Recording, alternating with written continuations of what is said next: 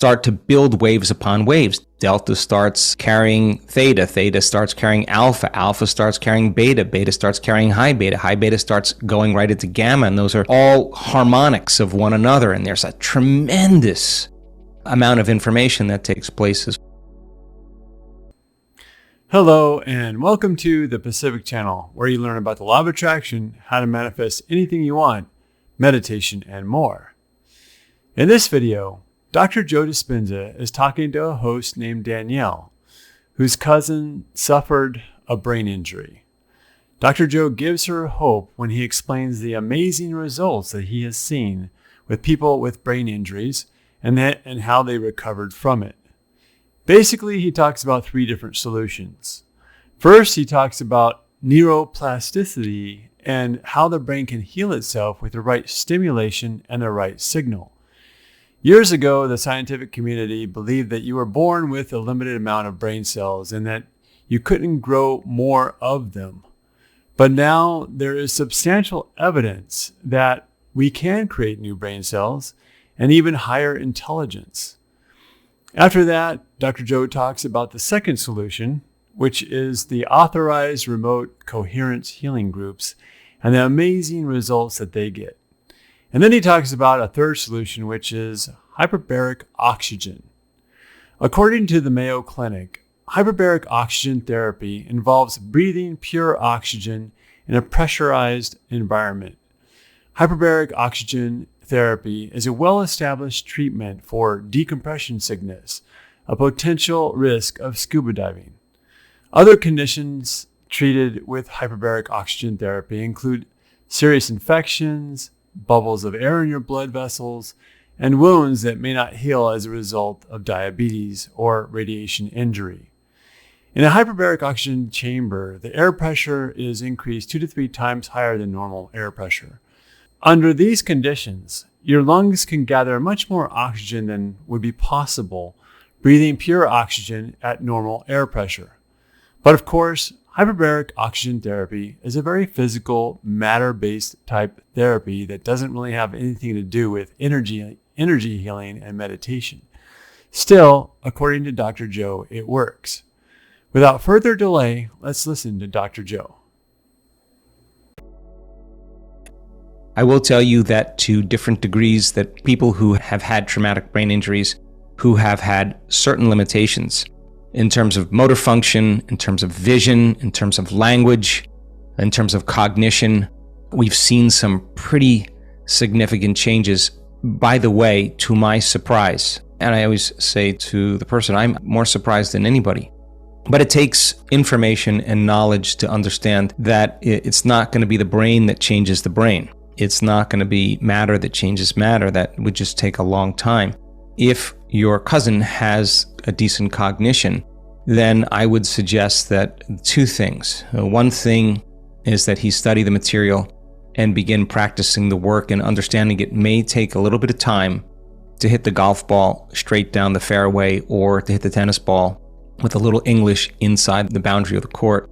It just takes practice to get going here. And if he's patient enough and he does the work and understands the plasticity, the research on plasticity shows that many times neurons will accommodate and grow, and synaptic connections will grow as well, and stem cells will go to damaged areas and repair them, and it just needs the right stimulation, it needs the right signal. So we've seen people with traumatic brain injuries on their own make significant changes in all kinds of different brain functions. So doing the work with patients and understanding what he's doing and why he's doing it and working on creating brain coherence, it's so essential, because what we see in our data is that if a person can begin to create brain coherence and open their awareness instead of narrow their focus, something profound happens. The brain starts to entrain, that the circuits in the brain that are resonating in proximity that appear to be separate networks in time will start resonating together at the same frequency, and that's called entrainment. And it's that cross-frequency coupling that creates energy to build in the brain. And when energy builds in the brain, now it's not matter trying to change it, it's energy that's trying to change it. And with that resonance, that shared resonance, the microconscious circuits in the brain start to form macroconscious circuits in the brain. And what happens is information is exchanged through their shared resonance. and it's called cross-frequency coupling. And the energy in the brain builds, and energy now is informing matter. And the outcome is that there tends to be some type of upgrade that goes on in the body that really is quite unexplainable. That's what coherence does. And with that kind of resonance that takes place, there's a greater level of awareness, a greater level of consciousness. And because the information is being exchanged in a more holistic fashion in the brain, and the recruitment of entraining neurons somehow takes certain neurons that appear to be deceased, or there's neurons called penumbra cells, and penumbra cells are exactly what it means. They're not dead and they're not alive. They're somewhere in between, and it begins to entrain them to a greater level of order. So connecting to the field and doing the work and creating brain and heart coherence as well. Why heart coherence? Because our latest data suggests that when you're relaxed in your heart and you're awake in your brain and the heart is coherent, the more you can relax into your heart and stay awake in your brain, the oscillations that take place in a state of resonance from the heart start to build waves upon waves. Delta starts carrying theta, theta starts carrying alpha, alpha starts carrying beta, beta starts carrying high beta starts going right into gamma, and those are all harmonics of one another, and there's a tremendous amount of information that takes place as well when that occurs in the heart and the brain. And once again, there's a reset that takes place, and the energy indigenous to the heart all of a sudden begins to inform the brain in these very unique ways. So that being said, that's one point. The second point is I would recommend that you enroll your cousin into the schedule for the official or the authorized remote coherence healing groups. And the only reason I say this is because, once again, these people do healings every single day. They never miss a day in showing up to help people, and they're getting really good. And they've taken people out of comas, many of them. They've taken people with traumatic brain injuries that were young, old. They've helped people with Alzheimer's. They've helped people with inflammation. We have data to support that. They've changed cognitive function. They've changed children's so many different brain functions. It's really remarkable. And I would suggest, Danielle, that you would consider enrolling him in the remote coherence healing groups, the official or the authorized, and one of the staff will help if you need to get him enrolled. There's a waiting list because they're in the middle of a scientific experiment right now, or we're actually quantifying some of the effects right now, but there's authorized groups that you can also look into. Those are important things. And I've seen people with paralyzed limbs lift their limbs over their head after one, and I've seen people blind that could see. I've seen people that were deaf that were hearing. I've seen people in wheelchairs stand up. I've seen just some of the most incredible things, and the concept seems far-fetched, and yet if you understand a little bit of quantum physics, you can see that in the quantum everything is connected, and you just need a coordinate, and they use a picture to hit that target, and they understand the physics and the science behind to do it, and they practice, and they're getting better and better, and we're measuring their effects. The other thing that I would consider, I said 2, but it's actually 3. I'm a big fan of hyperbaric oxygen. The only reason I'm a big fan of hyperbaric oxygen chambers is because I looked at the brain scans pre and post with TBIs and strokes.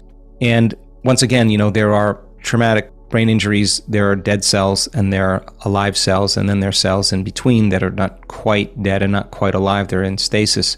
Hyperbaric oxygen is forced oxygen. It's heavy oxygen, and it's for some reason that when you oxygenate that brain in that way, and if he can take some deep breaths in there and work with his breathing, many times there's a response. Now, the response, I can tell you right away, very rarely is immediate, although I don't want to front load the outcome. But you can purchase one. It's probably easier to purchase one for $5,000, used one somewhere around there or less, and they blow up. It has a compressor, and I guess the hardest part for him would be getting in and out. But 40 sessions, 60 sessions every other day, hour a day, there's hope. And so I think if you combine all 3 of those things together, even the smallest changes will be very encouraging to him. And so the first step, of course, is learning the information and learning the understanding of plasticity and how it works, and epigenetics and understanding of how electromagnetism and how energy can inform matter, and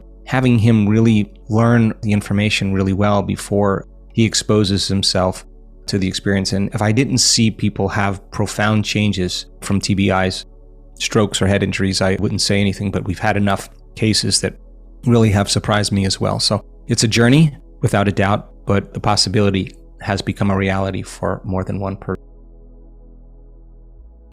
Dr. Joe can get very technical at times, right?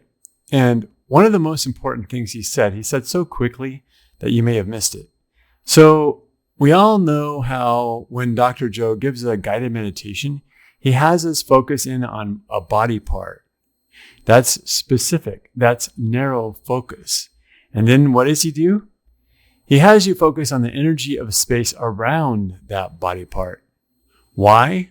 Because the data shows that when you can open up your awareness, when you can become aware of the energy of space around you, instead of narrowing your focus, that's when you can get your heart and brain into coherence.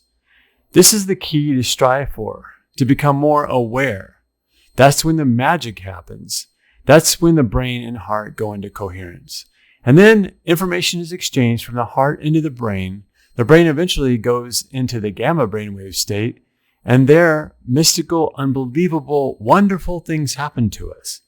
You can heal instantly, or have information downloaded to you, or simply bliss out. Open your awareness instead of narrow your focus. If you need more help, there is an authorized remote coherence healing group. I don't know anything about that, but I suppose you could research how to get their help if you wanted. And also, he talked about hyperbaric oxygen, which seems to re-energize nearly dead brain cells. But to me, the most important point was that we need to broaden our awareness during meditation instead of narrow our focus. So if you do it right, that's when the magic will start. If you like this video, please like, share, and subscribe. And then in the comments below, share what you think about the content of this video. What do you think about this idea going back and forth between narrow and then broad focus while meditating? Thanks for watching and have a great day or night.